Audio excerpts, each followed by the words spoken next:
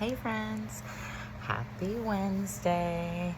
I wanted to say hello, hope all is well.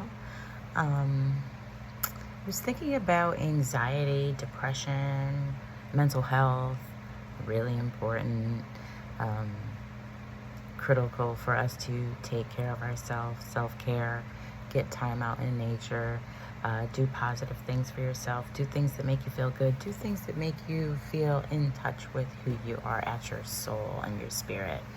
So, in the vein of that conversation, I was thinking about like what changed. Everybody knows that we became more anxious when we got all this additional information from our cell phones and to be constantly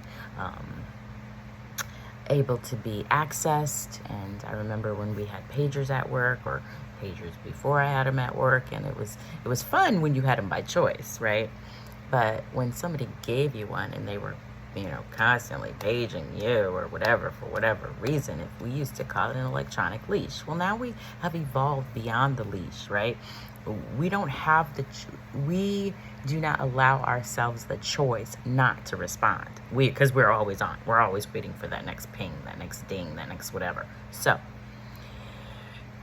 in all of that, I thought about the things that I loved to sit and write and to journal and to plan and to make lists and all these things, and that art is being lost in our cell phones and our notepads. And there's something that chemically, mentally, psychologically happens when we write something down. Like there's a connection between our hand and our brain and our fine motor skills and our comprehension and our memorization and all those things. So we used to have these books we carried around like life.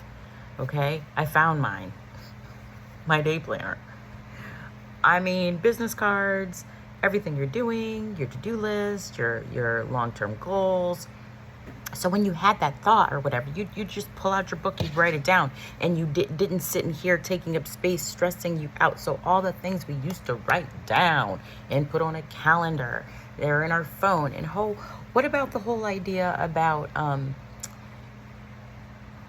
so we're tethered to that phone. We're indebted to that phone.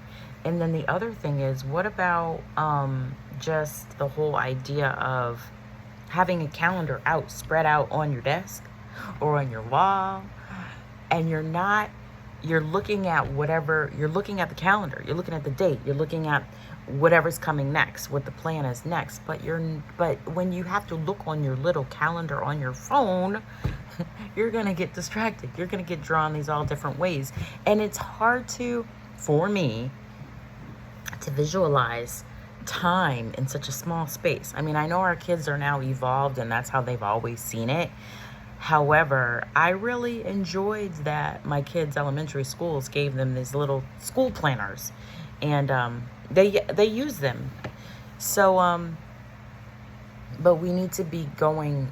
I think a lot of, and I don't like to tell people what to do, right? I'm out here just making suggestions on what I think is good. However, I believe it would be prudent and helpful for people to start carrying around those little like calendars, little notebooks. Hold on, I have one.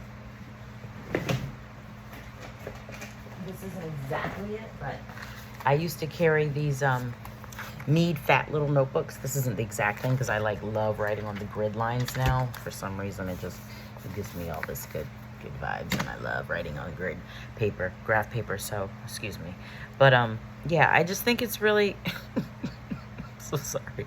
I think it's really critical for us to get back to writing those things down and not trying to carry all this information in our brain and not relying on this little electronic gadget that we are addicted to, that we don't always go to for the thing that we intended to go to. So what are your thoughts on that? Do you have any? Do you think it's relevant? It's just another thing, just another thought. Have a good day. Bye.